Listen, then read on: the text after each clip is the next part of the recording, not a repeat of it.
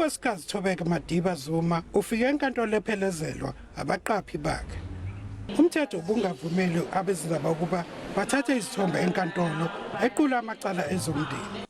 Ngesikhathi bephuma enkantolo, Unkosikazi Madiba-Zuma uphelezelwe izisebenzi zasenkantolo nezinqabela abezindaba ukuba bathathe izithombe.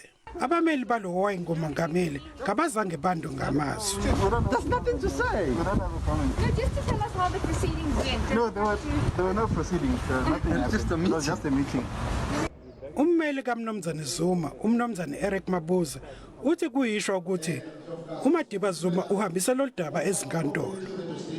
The former president wishes to deal with this matter in the most sensitive and humane way.